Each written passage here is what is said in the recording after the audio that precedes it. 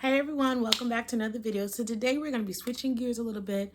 I usually talk about self-care, self-love, and being a single mother, not because, it's an issue, but because, it's something that we need to get the girls together when they start self-doubting themselves and acting crazy listening to these fools.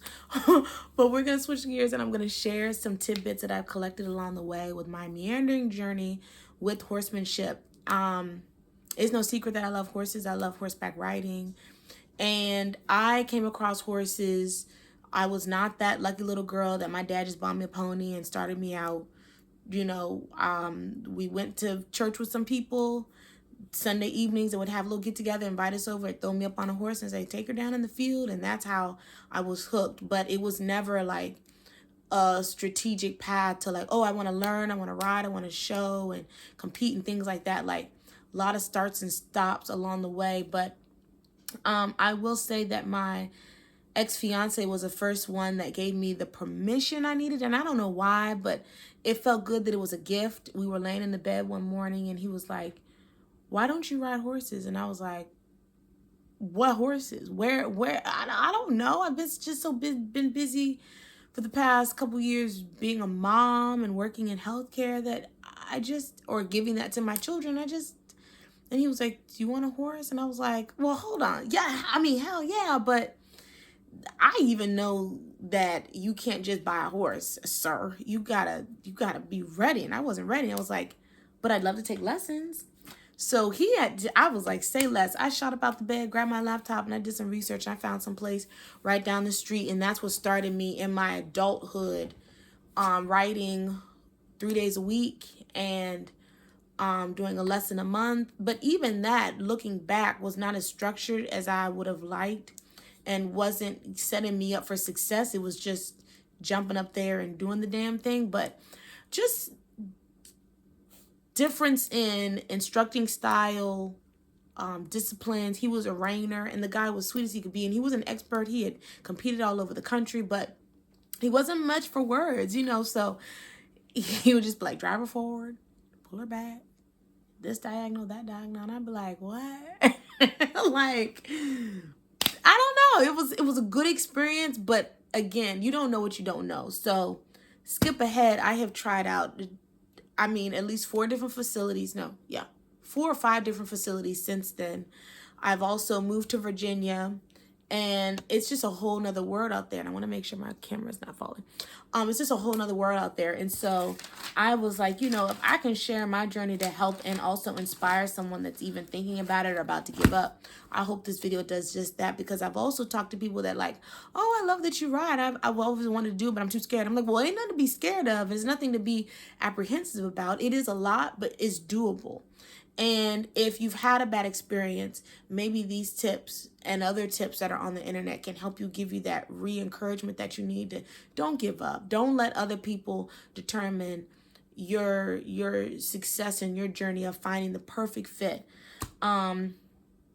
So first of all, for me, when I found my instructor that was CHA certified, that was a really big game changer for me. And that wasn't necessarily the first thing that I led with. I liked our conversation. I liked her track record. I liked her website.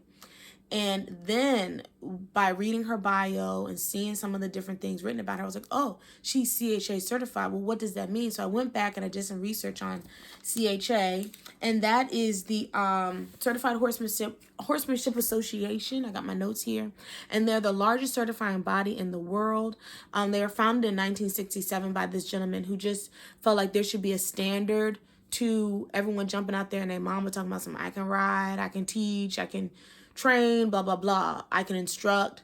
They have a code of ethics, and their goal is to provide resources, programs, manuals, and they certify equine professionals and facilities to promote excellence in horsemanship, founded on safety, education, and just an overall blueprint. And I really like that it just gives some umbrella there of like, okay, what is it that we're all striving for and what is it that we're all doing? And they do welcome all disciplines. So it's not so much as Western or just English or it encompasses everybody. Um, and so that's a biggie, because she was telling me she went out for about a week to, I can't remember what state she said, but that she takes a written test and a writing test, and it's really just really hands-on and in-depth, and they give you your certificate based on the skill level that you accomplished. And as far as your instructor, you want to, of course, vibe is everything, even though you might not be best friends with the people. And I'm not saying that they need to be, like, ha ha he he, I just love their personality. They may be a very different personality, but are they passionate? Do they love horses? Do they love people? Are they friendly? And are they dedicated? Because that right there speaks volumes on how they're going to give you an experience and a service. Basically, you're paying them to help you get to another level. So you need to make sure that this is someone that cares about all of their students and your success, because your success is their success, right? So they also need to be, and let's talk about educated, the difference between educated and learning. So what I was doing was being educated. When I first was leasing my horse, I was showed a lot, taught a lot, but it wasn't broken down, and I was not given the foundational tips and tools and hands-on, like, you really need to be doing it like this, real technical, real, hold on, let me make sure my phone doesn't, okay, real technical, so that I have a grasp of why something is done, why it's important, and what that means for the long run for my writing journey and me building up to new skills and new challenges. So when you're educated, the knowledge and the development results from a process of being educated. So, you can memorize it, you can see it, but until you apply it, until it makes sense, until you have the skill established. Okay, a lot of people can say they're educated. Learning is the act and the acquisition of the skills or experience by doing and study from instruction.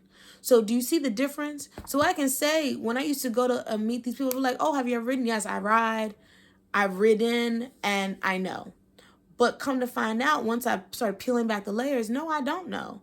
I've been educated, but I haven't learned. I haven't really been able to take these skills and apply them consistently to make them a habit, especially muscle memory. Memory is really important. So I wanted to clarify that. So a lot of people are going to say they're instructors. They can teach you. They can educate you. But will you be learning? Okay?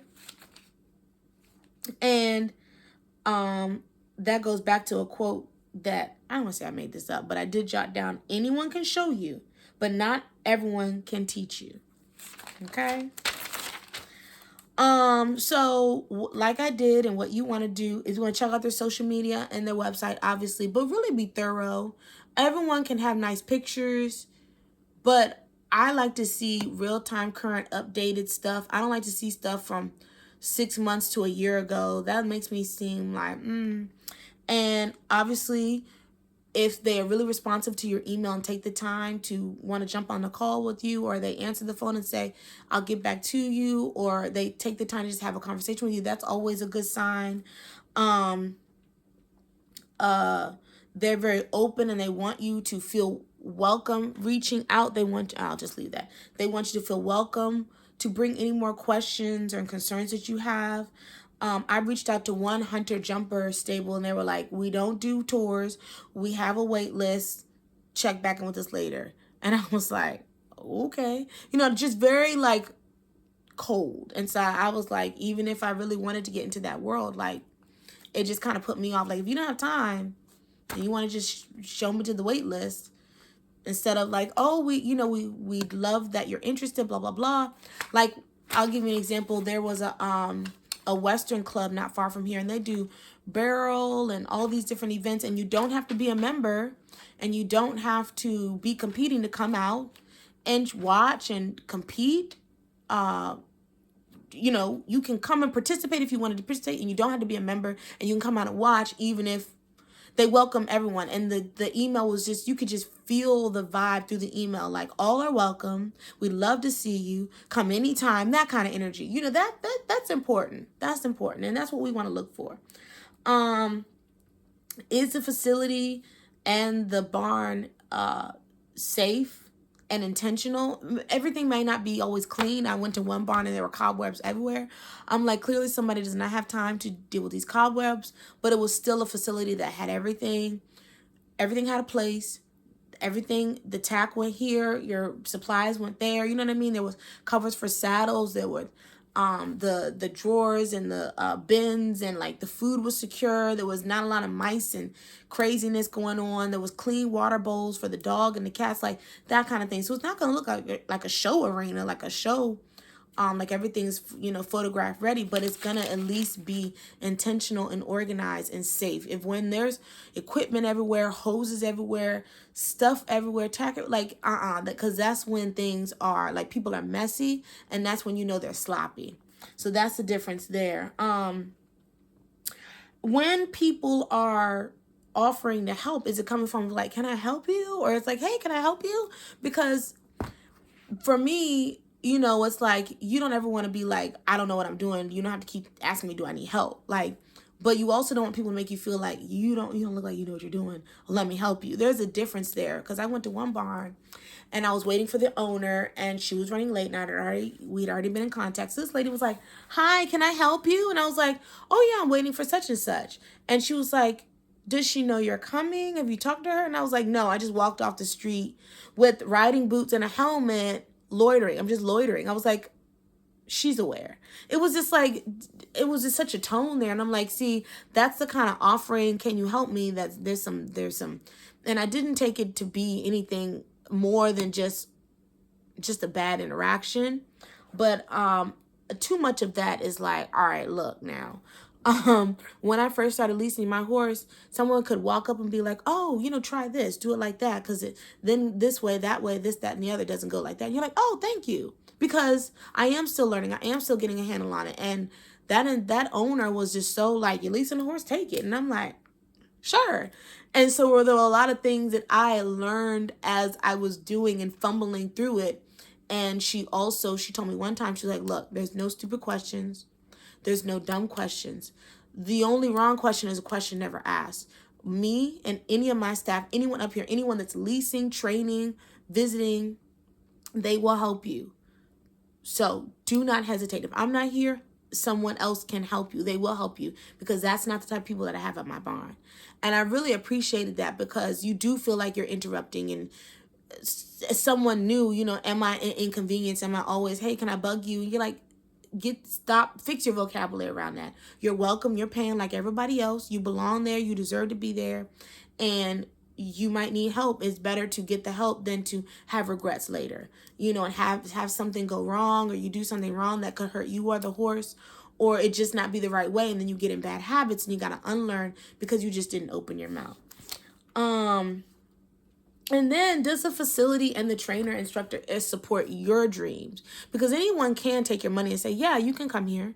But if your goal is trail riding and they're in a trail in sight and all they do is shows and jumping and dressage, you're going to like, after a while, the arena work and the, whether it's a nice facility or not, that's not really going to be the best for you. So you've got to be honest with yourself and tap into and explore. It's good to explore. Go to these events. Don't be afraid to, when you see things coming into town, like I'll go to something in a minute. Sometimes I'll be the only woman by herself, the only black woman, the only whatever. I don't care, because I have enough confidence to give myself the chance to explore something if I don't know what something's all about, to see if I like it or not. I've been to rodeos. I've been to all kinds of stuff. So, and if you don't want to go alone, ask a friend. I'm not saying, put yourself in awkward situations, but don't be afraid to explore all things equestrian to see what you like, so that when an instructor says, well, what are your goals? You can confidently say, I'm interested in XYZ. And they can say, oh, I have connections. I know people, or actually we actually don't do a lot of that, or we don't have a lot of that. So I can't help you there, but I can help you with this, that, and the other goal. Like, be clear and be comfortable with stating what you need to do, what you want to do, excuse me. And what I learned, which is something that I hadn't read, I thought that was interesting. When I met this current instructor that I decided to stick with, I did not know that learning a foundation of English was really good for your seat, really good for anything else that you want to explore. Because I was like, look, all I want to do is trail rides, maybe a jump or two. I might explore going a little faster, but other than that, I'm just trying to have a good time, laid back, easy peasy. And she was like, well, if I'm being honest, because when I got there, she was like, you got an English saddle, you got a Western saddle, what's your background?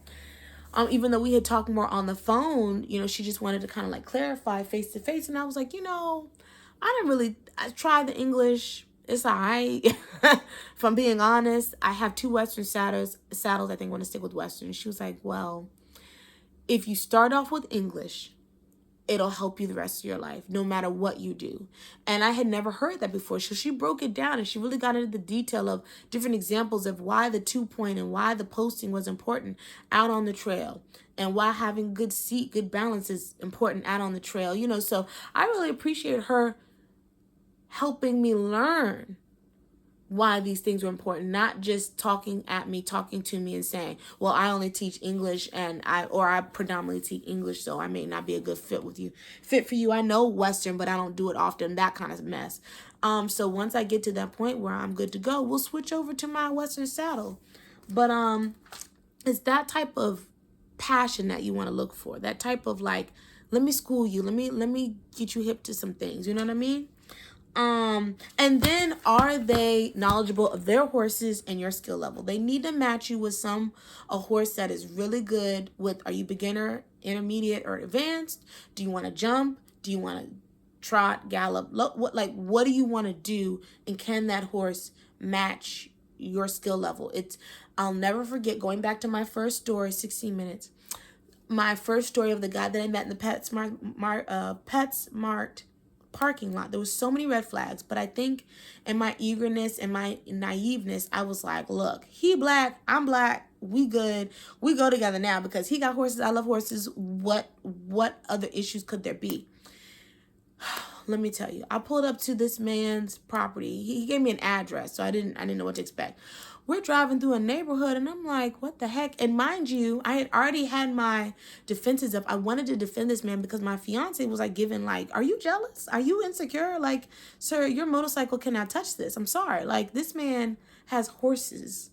So my ex-fiance was like, well, I want to check him out. I want to see his stuff. I'm like, my mind's already made up. This is what I want to do. So he was kind of already bugging me, and he was like, well, I'll come with you. I'm like, you don't need to come with me because I'm not about to cheat on with this man. Like, you don't need to worry about it. I just want to ride in peace. So it was a lot of that, but I think he really was just trying to be protective and make sure that it wasn't about to be nothing shady, nothing scammy. So we're driving through the neighborhood, and I'm already like, I need this man to be solid so that my fiance can back down, right? And we pull up to a house, and I'm like, maybe the acres are through the woods down a little trail, and then there's a pasture and a barn and a facility. And nope, it was like, yeah, I got him out here in my house, but I got another property way out where. And I'm like, oh, okay, so that's where you teach your lessons, right? Like, okay, they're at your house, but I'll give you a pass. Then, so my fiance is like grilling him, asking him all these questions. I could care less. I'm just like, look, I want to start riding. You know what I mean? Wherever he can take me to the facility is where you need to give him that money so I can get on. I was being so mean. But anyway, so he lets my daughter hop up on one of his horses who was so antsy. And he was like, oh, that's okay. Reel it back. Pull her around. She'll listen. And I'm like, this horse is not listening. This horse is way too big and way too like. So we got through that moment. It wasn't anything like super dangerous where my daughter's about to be thrown.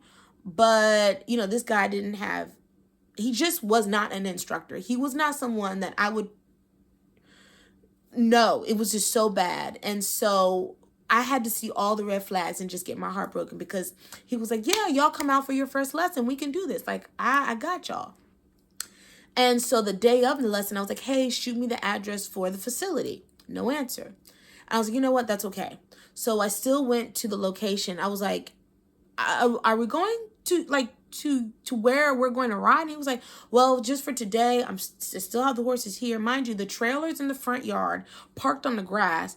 He takes the horses around the backyard. There's a lawn chair set, a trampoline, some sheds, and I was like, what? But by now I'm so like, you know what?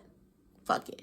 You know what I mean? And that's not that I should have went with my gut and said, thank you, but no, thank you. We are not going to be a good fit because he didn't have any helmets for us to borrow. An instructor at least has helmets for you. Then I didn't buy any boots. So he was like, oh, you're good in your sneakers. And I was like, I can't believe I forgot my boots, but the fact that you're telling me I could keep going is even more diabolical. And I'm like, la, la, la, la, la.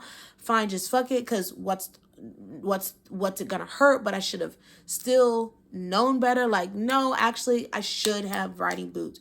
We should have riding boots. We should not be cutting corners like this. And the whole lesson was a mess. My daughter's horse is antsy. All just a hot mess. I'm on this slow ass horse. I swear it's literally about to pass out. And that was my experience. And I was like, we're literally riding in a street and in the backyard. And I'm going to put the picture of my thumbnail was that experience. And my mom was like, oh, that's your profile picture when you call. And I'm like, please delete that picture. I'd like to forget that happened. And I share this because in my naiveness and in just my like, I want to ride, I'll just forget all the red flags, ignore all the red flags. That's a problem. And you don't want to connect yourself with instructors that are cut corners. Oh, the quality of their horses. Are their horses healthy? Are they taken care of? Or do they look malnourished and dogged out and worn down and skin breaking and all kinds of stuff? These are the things that you need to ask yourself, to make sure that it's quality over quantity. So I can look back on that experience and laugh now, but it wasn't a good look. You know what I mean? And he should not be allowed to call himself go anywhere, to be setting up any type of free rides or not free rides, but like kiddie rides, or to be saying I'm an instructor and I teach lessons. Because, sir, no, you don't. You shouldn't. Because we just spent more time riding in circles trying to get these horses, get my horse to wake up and my daughter's horse to calm down. And then we switched horses, and I was just like, this was just a mess. And he was the type of guy that just like talked around everything. Yeah, like, well, horses, you gotta be da da da da. I'm like, there's no instruction here. No heels down. No, make sure your posture is this, that, and the other. Like, now all the things that I know I'm learning on the technical side, he ain't say none of that. He was like, get on up there, and what we're gonna do is I'm gonna see how y'all take them around. And I'm like, and then what? There's nowhere. We're gonna ride down the street, right? So that was a hot mess of a day that I will take to my grave. It's just like number one embarrassing moment in my equestrian journey. But let me make sure I'm not forgetting any notes. But yeah, I look back on. Oh, and then I look back on that experience and I compare it to the instructors that I had moving forward. You also want someone that is paying attention and, again, giving you constructive criticism.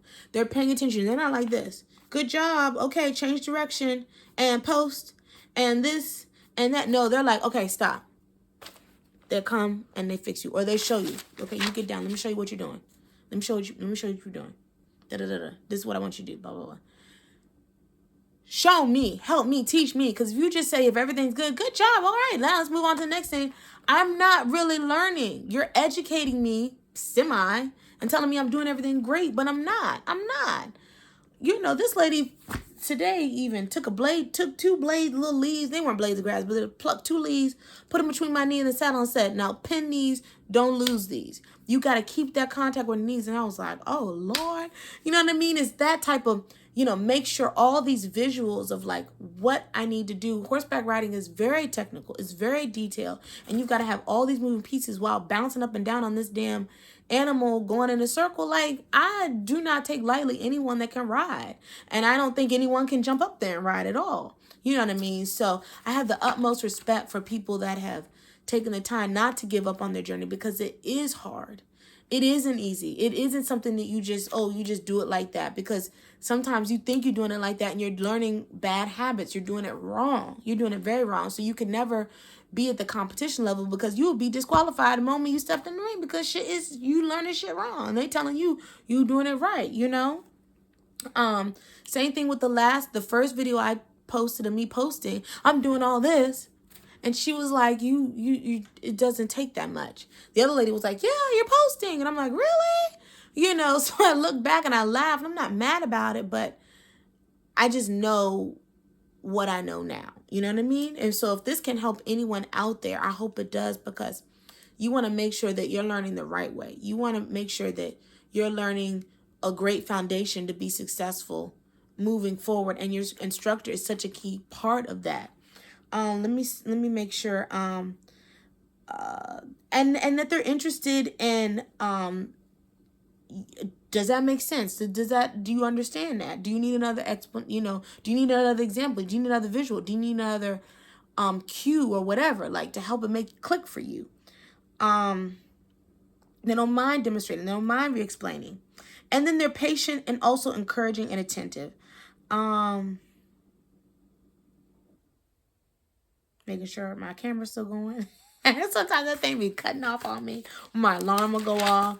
I want to make sure I'm not missing anything. But I am so passionate and excited about this, because it does sometimes take trial and error.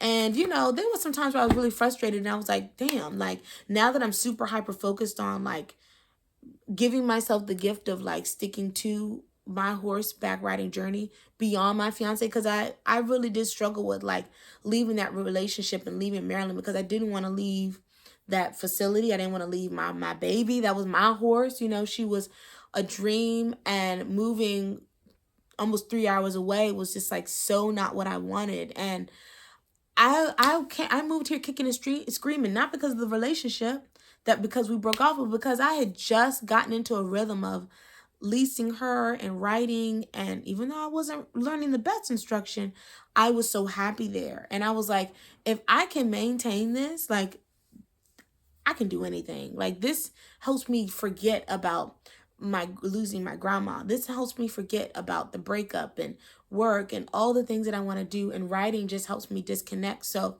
moving to Virginia, and then feeling like if I could just stick with one facility and have 4 lessons in a month consecutive, I will be doing something. And it just seemed like it just kept being further and further away. And I had one instructor who, again, if they don't care about, and I've said this before about other entrepreneurships, about my hair journey, finding someone, a really good loctician, if someone isn't invested in you and appreciates your patronage, you shouldn't be trying to hunt them down like you're desperate, just like a relationship, and they don't care. Because when I was at one facility, she went on vacation. She said, I'll be back, say the 11th. I gave her to the 14th, 15th, give her time to unwind, unpack, until hey, are you available for a lesson? Because you told me you were back 4 days ago, no answer. And I was really in my feelings, because I was so excited and she had a beautiful facility. I've shared pictures, and I was excited to, be joining her. But something about it, I was just kind of like, okay, when I didn't hear from her, I had left my helmet at her stables. So I said, hey, you know what? I'm just going to come pick up my helmet. She's like, oh, well, what, you don't plan on resuming a lesson? And I was like, don't you just remember? In my mind, I'm like, don't you remember I asked you about a lesson? And you're on Facebook posting show pictures and this, that, and the other. And I get it if you're too busy, but I don't need to keep holding my breath and waiting around for you, right? Just like a relationship, So she says, well, I can do this day, this day. And by then I had found somewhere else I wanted to try. So I said, that's okay. I'm going to pick up my helmet and I'll let you know when and if I can resume. And it was this whole experience of how I went up. She told me she was going to be there after a lesson. And I got up there maybe 15 minutes after. No one was there. And I was like, well, I'm here to get my helmet. And she's like, oh, I just left. And I'm like, sure. So, we might not have been a good fit personality-wise, which is fine. No issues. But I never found my helmet. And I said, this has got to be, sometimes I have to look at the closed doors as it's got to mean it's leading me closer to what's best for me. Because when I found the CHA certified instructor, she was like on the 3rd or 4th page of Google. And y'all know how it is on Google. You're not going that far. You need to be in the top rated. You need to be in the ones that come up right within my little vicinity, 25-mile max. You know what I mean? So I'm really glad that I kept digging and branched out to find this instructor. And I already appreciate how dedicated she is. She invited me to one of her shows that she has. She has competitions and she's very passionate. And I've already had 2 lessons with her. and I'm literally starting over. I'm starting from scratch, and everything that I was doing about my seat, my ear to shoulder to elbow to knee, my alignment, how I'm leaning too forward to post and bouncing all up and down and moving my shoulders and like chicken winging and all the little expressions that I'm now like having to unlearn to do it right. It's really been challenging and interesting to me, and we always go over an hour. I always appreciate how dedicated she is, because she's like, okay, now da, da, da, da, da. I really appreciate that, and I hope everyone the best of luck to find someone just as talented and passionate about your success. Like I said before, your success is their success. So this was my journey. I left out other gray areas of the story. I tried one facility where she had 7 horses, wonderful facility. She was also Black, so it was 2 Black instructors that I found, and she was like, oh, maybe we could do something where if you help me and I help you, if you help me do a lesson, help instruct a lesson a week, I will give you a lesson in return. And I was like, great. And she was getting a little gas money. I was like, great. And she was like, I'll draft up a little contract, I'll email it to you. I never saw that contract. Nothing was ever consistent. Everything was always messy. And then the day that I was supposed to ride with her for the first lesson as repayment, her horse literally was so antsy and all over the place. And I was like, can we just get another horse? Like, what is the issue? Why can't I ride the first horse that I started out with bareback? And with her availability, she always had a doctor's appointment. She always had something going on. She always was like, I'll let you know, and da-da-da-da-da. And 1 month would turn into 2 months. And then it was just so much inconsistency. And I'm like, and then with the horse that she had, she was like, oh, he's pastor sour. He just wants to go back with his friends, or whatever the term she used. He hasn't been ridden in a while. And I'm like, then why are you putting me on him? Why not why not be truthful and say, actually, my horses haven't been ridden enough, or that you can't ride this horse because this, so I actually owe you a lesson, blah, blah, blah, blah, blah. Needs to say that fell apart. And it wasn't because of anything that I did. And I have to like dating, not get my panties all in a bunch and not being emotional all up in my head, like, was it something I did? And just let it go. Because what I tend to do is attach all fast. Oh, we go together now. I'm sticking with this ranch or this facility, and I'm gonna board there, and I'm gonna start leasing, then I'm gonna board there, and we're gonna live happily ever after, and I'll never have to move. I'll never have to change. I'll never have to, like, this facility is gonna be everything I need. And I go on the date and I get my heart broken, and then I'm right back to square one. You know what I mean? So, and it's like, damn, my dating life, this is harder to stomach than my dating life. You know what I mean? Like, I'd rather break up and keep it moving and be like, psh, run me my money, sir. Versus like, oh no, I'm still searching for another equestrian center. Why? So getting over all of those feels and all of those emotions, but I didn't give up, and I hope you don't either. There's room for you. There's the perfect facility somewhere. Don't give up. Keep trying. And good luck to you. I will see you in the ring. I want to hear all of your success stories and how you found a great facility, a great instructor, and how you progress, because I will be sharing my journey as well. And together, I know we'll be great. Peace. Bye.